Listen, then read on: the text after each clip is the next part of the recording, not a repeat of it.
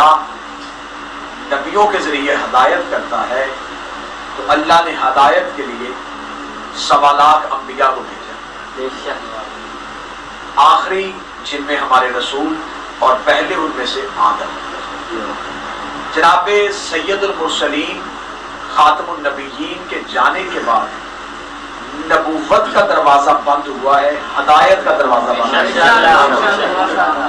کیونکہ اگر ہدایت نبوت کے ساتھ لازم و ملزوم ہوتی تو یقیناً آخری نبی جانے کے بعد ہدایت کا سلسلہ منقطع ہو جاتا۔ اب ہدایت کو اللہ نے متصل کرنا ہے قیامت تک، تو اس کا مطلب ہے کہ اگر ہدایت کو خدا نے قیامت تک چلانا ہے تو ہر دور میں کسی نہ کسی ہادی کا موجود ہونا ضروری ہے۔ اب مذہب جعفریہ کی اتنی بڑی سچائی ہے یہ مذہب کہ دنیا اس مذہب کی سچائیوں سے گھبرا گئی ہے۔ یقین کیجئے لوگ ہمارے رش سے نہیں گھبرائے، اب انہیں سمجھے کہ شاید ہماری بدل سے زیادہ ہو گئی ہے تو لوگ تعداد سے گھبرائے، لوگ اس مذہب کی سچائی سے گھبرائے، کیونکہ پہلے مذہب کی سچائی اس سے ملتی تھی جو ہمارے مذہب کو پڑھتا تھا۔ جیسے ہی زمانے نے ترقی کی، اب کتاب ڈھونڈنے کے لیے لائبریری تک جانے کی ضرورت نہ پڑی، سوال پوچھنے کے لیے مولوی کے محتاج نہ رہے، تو جب علم نے ترقی کی اب ہر ایک انسان نے جب مذہب آل محمد کو پڑھا تو مذہب اسلام کے سارے فرقوں میں سے جو چمکتا ہوا مذہب نظر آ رہا وہ صرف جعفر صادق کا مذہب۔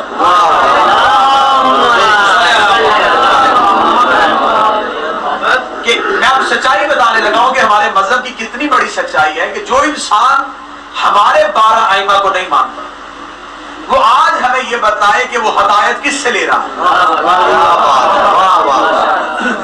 اگر وہ کہے کہ میں شیعوں کے اماموں کو میں نہیں مانتا تو ان کے پاس اس وقت کون ہادی ہے؟ خدا نے کہا آتی اللہ و آتی رسول و اولي الامر منکم، اطاعت اللہ کی، رسول کی اور اولي الامر کی۔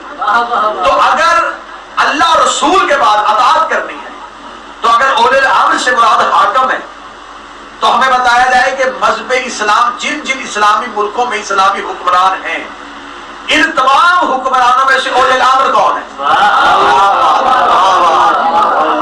تو یہ مذہب آخر میں ایک ہی مذہب بچے گا جو سچائیوں کا مذہب ہے۔ ہر دور میں سچے امام کو چھپانے کے لیے جھوٹے اماموں کا سہارا لیا۔ مذہب شیعہ میں آپ جب اپنا تعارف کرواتے ہیں تو آپ شیعہ اثنا عشری ہیں۔ شیعہ مذہب میں بھی اثنا عشری کہلوانا اس لیے ضروری ہے کہ ہم 12 کے 12 کو مانتے ہیں۔ آپ کے یہاں بھی ایک فرقہ ہے جو شیعہ کہلواتا ہے لیکن اسے فرقہ کیسانیہ کہتے ہیں، ایک فرقہ ہے جسے زیدیہ کہتے ہیں، ایک وہ ہے جسے اسماعیلیہ کہتے ہیں۔ یہ تمام شیعہ مذہب کی شاخیں، مثلا ایک فرقہ ہے جسے کیسانیہ کہتے ہیں۔ یہ کیسانیہ فرقے کی ابتدا کیا ہے میں وہ بھی جلدی جلدی آپ کو سنا دیتا ہوں۔ یہ جناب امیر المومنین کے بیٹے محمد بن حنفیہ جو تھے ان کا ایک غلام تھا، اس کا نام کیسان تھا، کیسان، کاف یہ سین الف نون، کیسان پڑھا جاتا ہے، اور اسی نے ایک مذہب کی بنیاد رکھی تھی جسے کیسانیہ کہا جاتا ہے۔ یہ مذہب کی بنیاد کیسے رکھی؟ جناب محمد بن حنفیہ جب امام حسین مدینہ چھوڑ کے چلے گئے اور مولا سید الصالحین بھی ساتھ چلے گئے تو جناب محمد بن حنفیہ مدینہ میں موجود تھے۔ جب جناب محمد بن حنفیہ موجود تھے تو مدینہ اطلاع ملی کہ امام حسین کو ایک صحرا میں قتل کر دیا گیا ہے اور اگلے امام کو قید کر دیا گیا ہے۔ تو ہمارے اماموں میں سے یہ پہلا امام تھا جسے قید کیا گیا تھا۔ ان سے پہلے امام حسن قید نہیں ہوئے، مولا امیر المومنین یہ قید ہوئے۔ امام حسین علیہ السلام کو شہید کرنے کے بعد جو امامت میں سے پہلا امام زندان اور قید خانے میں بند کیا گیا وہ امام سجاد تھے۔ جب امام سجاد قید خانے میں چلے گئے تو مدینہ کے لوگوں نے کہا کہ اب ایک امام شہید ہو گیا اور جن میں سے اگلا امام بننے کی توقع تھی انہیں قید میں بند کر دیا گیا۔ تو اب ہم تیر کس سے لیں؟ اسی اثنا میں محمد بن حنفیہ کے نوکر کیسان نے لوگوں کو رغبت دلوانی شروع کر دی کہ محمد بن حنفیہ کو امام تسلیم کیا جائے اور محمد بن حنفیہ کی امامت میں لوگ قائل ہونا شروع کریں۔ جبکہ کسی کتاب میں مجھے نہیں ملا کہ محمد بن حنفیہ نے خود امامت کا دعویٰ کیا۔ محمد بن حنفیہ اس شورش، اس سازش میں خاموش اس لیے ہو گئے کیونکہ وہ مدینہ میں بیٹھے ہوئے تھے، اگر وہ آواز بلند کرتے تو انہیں قتل کر دیا جاتا۔ محمد بن حنفیہ نے کسی سے بیعت نہیں لی، لوگوں کی اکثریت نے امام حسین کی اولاد کی امامت سے بچنے کے لیے محمد بن حنفیہ کو امام کہنا شروع کر، ایک پورا فرقہ وجود میں آ گیا۔ اب جب مولا سید الساجدین واپس مدینے آئے تو پتہ چلا کہ مولا مدینے کے گرد و نواح میں کچھ ایسے لوگ ہیں جو آپ کی امامت کو نہیں مانتے، جو محمد بن حنفیہ کی امامت کو مانتے ہیں۔ مولا سید الساجدین نے ان پہ خاص پرواہ نہ کی، یہ مدینہ کے طول و عرض میں پھر چلتے چلتے چلتے ایک ایسا سلسلہ ہے کہ امام صادق تک یہ ایک بہت بڑا فرقہ بن گیا۔ جب امام صادق کا دور آیا تو مذہب جعفریہ میں ایک بہت بڑا نام ہے الحمیری۔ یہ شاعر بھی تھے، دانشور بھی تھے، محقق بھی تھے، مورخ بھی تھے، لیکن یہ امام سید الساجدین کی امامت کو نہیں مانتے۔ یہ مولا حسن کے بعد محمد بن امام حسین کے بعد محمد بن حنفیہ کی امامت کو مانتے تھے، اور محمد بن حنفیہ کے بعد سیدھا امام جعفر صادق کو مانتے تھے، نہ مولا سید الساجدین کو مانتے تھے اور نہ امام باقر کو مانتے تھے۔ علم کے قصے پڑھے تھے۔ کسی نے مولا امام صادق کے دربار میں حمیری کا ایک شعر پڑھا، مولا نے فرمایا یہ بہت اچھا شعر ہے، کس کا ہے؟ انہوں نے کہا یہ حمیری کا ہے۔ مولا نے فرمایا کافر کا شعر ہے۔ یہ شعر تو نے مجھے سنایا ہے، یہ کافر کا شعر ہے، جبکہ تھی اس میں آل محمد کی صفت۔ اس شخص نے جا کے حمیری کو بتایا کہ امام صادق نے تجھے کافر کہا ہے۔ یہ پریشان امام کے پاس ہے، اس نے آتے کہا مولا میں آپ کی امامت کو مانتا ہوں اور میرا بہت بڑا عمل دخل ہے آپ کے گھر کی تبلیغ و اشاعت میں، آپ نے بڑے دربار میں مجھے کافر کیسے کہا؟ امام نے کہا تو جانتا ہے کہ اگر مخلوقات میں سے کوئی ہم 12 میں سے کسی ایک کی بھی امامت کا انکار کرے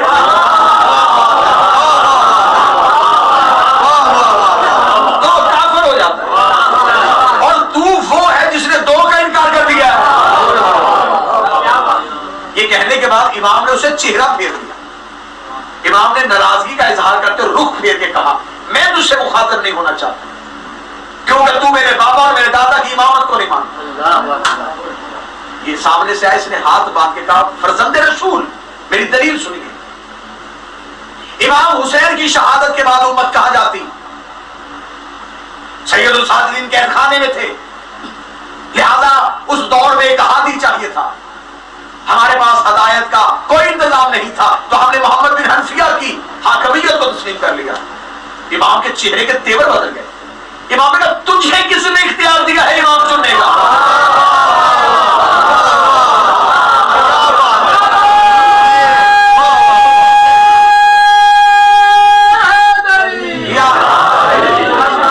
امام نے فرمایا تجھے کس نے اختیار دیا تھا؟ تو اپنی مرضی سے امام چنے۔ یہ کہنے کے بعد امام نے کہا سن حمیری تمہیں امام ماننے کے لیے کہا ہے، چننے کے لیے نہیں۔ کیا بات! تو مولا وہ قید خانے میں تھے، امام فرماتے تو جہاں بھی دنیا کے کسی کونے میں تھے تم حجت کو پکارتے تو صحیح۔ میں تو جملہ کہہ دیا تو مجھے اس موضوع پہ کہنا چاہیے، شاید میرے مولا کی نظر میں ہم بھی تھے۔ تم میں سے اگر کوئی اپنے دور کی حجت کو نہ پائے اور وہ وجودی صورت میں تمہارے سامنے نہ ہو، تمہارا کام انہیں پکارنا ہے۔ تم نے کب پکارا تھا؟ یہ کہہ کے اس نے کہا کہ میں محمد بن حنفیہ کو امام کہا تو انہوں نے تو مجھے قتل نہیں کیا اور نہ مجھے کافر کہا، تو میں کیسے ٹھکرا دوں کہ وہ امام نہیں تھے؟ امام صادق نے کہا اگر محمد بن حنفیہ خود اٹھ کے کہہ دے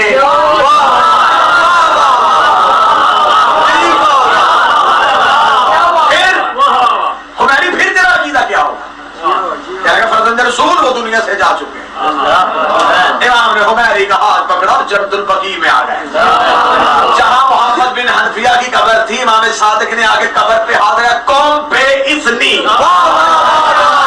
اٹھ میرے حکم سے۔ محمد بن حنفیہ کفن سے مٹی کو چھاڑتے ہوئے اٹھے اور قبر سے اٹھ کے دونوں ہاتھ میں شانے لگے تھے، السلام علیکہ یا حجت اللہ۔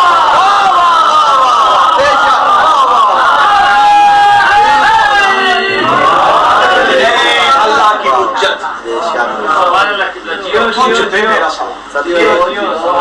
ہمارے نے امام کے قدموں پہ سر رکھ دیا اور کہا کہ مولا میں معافی چاہتا ہوں کہ میں دو آئمہ سے فراموش ہوں۔ مولا فرماتے ہیں سن، یاد رکھ۔ اور یہ جملہ امام نے، اس نے صرف محبت نہیں وہ کرتا تھا، اس نے کتابیں لکھی ہوئی، اس نے بڑے بڑے اشعار لکھ دیے۔ مولا نے فرمایا تو نے ہماری خاطر جو بھی لکھا اس میں ایک لفظ تجھے فائدہ نہ دیتا، اگر تو ہماری امامت میں سے کسی ایک کی امامت کا انکار کر رہا ہے۔ میرے مولا کا دور بڑا خطرناک دور تھا، اور اس دور میں بڑی بڑی قیامت تک کے لیے نشانیاں مولا نے دی ہیں۔ اب میں نے چنے ہوئے وہ چہرے تلاش کرنے ہیں جو میرا اشارہ اور کنایہ سمجھ آئے۔ امام نے الحبیری کتابوں کا مصنف، محقق، شاعر، مرکبت خاں، قصیدے پڑھنے والا، قصیدے لکھنے والا، اور پہلی بار آئمہ کے قصیدے جس نے طرز میں پڑھنے شروع کیے تھے الحبیری تھے۔ اتنا علم رکھنے کے باوجود امام نے اس کا نام لے کے تاریخ لکھوائی کہ کسی نے بہت بھی پڑھا ہونا اور وہ حجت کا انکار کر دے۔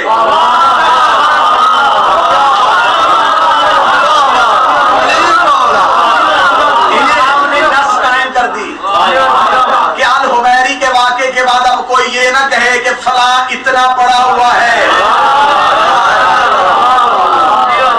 جہاں سے پہلے دن سے گفتگو شروع ہوئی تھی، علم شرط نہیں، معرفت شرط۔ میں روزانہ اور اس سے پہلے بھی دہرائی دی، آج پھر دہرانے لگا ہوں۔ مولا امیر المومنین سے کسی نے پوچھا تھا مولا علم کی کتنی قسمیں ہیں؟ فرمایا علم 3 بالش ہے، 3 ہاتھ ہے علم۔ اس نے کہا مولا وہ کیسے؟ فرمایا جس کے پاس 1 بالش علم ہے وہ مغرور ہو گیا۔ میں نہیں کہہ رہا، امیر المومنین میں آتے ہیں۔ مولا فرماتے ہیں جس بندے کے پاس 1 بالش علم ہے وہ مغرور ہو گیا، جس کے پاس 2 بالش آیا وہ عاجز ہو گیا۔ اب میں چہرہ تلاش کر رہا ہوں تو مجھے صدر کی قیمت دے۔ جس کے پاس 1 بالش علم وہ مغرور ہو گیا، جس کے پاس 2 آیا وہ عاجز ہو گیا۔ اور فرماتے ہیں جس کے پاس 3 بالش علم آیا وہ یہ جان گیا کہ میں کچھ بھی نہیں جانتا۔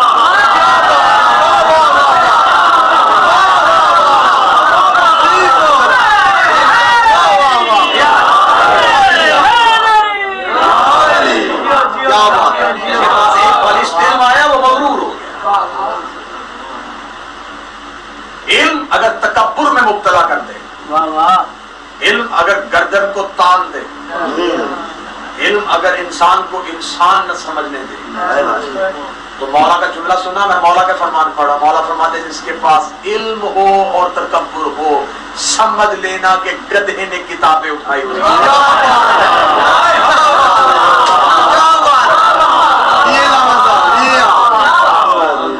یہ مولا نے مثال دیا، مولا نے فرمایا یہ گدھے پہ کتابوں کا بوجھ ہے، جس کے پاس علم آیا اور تکبر میں مبتلا، جس کے پاس 2 بالشت آیا وہ جھک گیا۔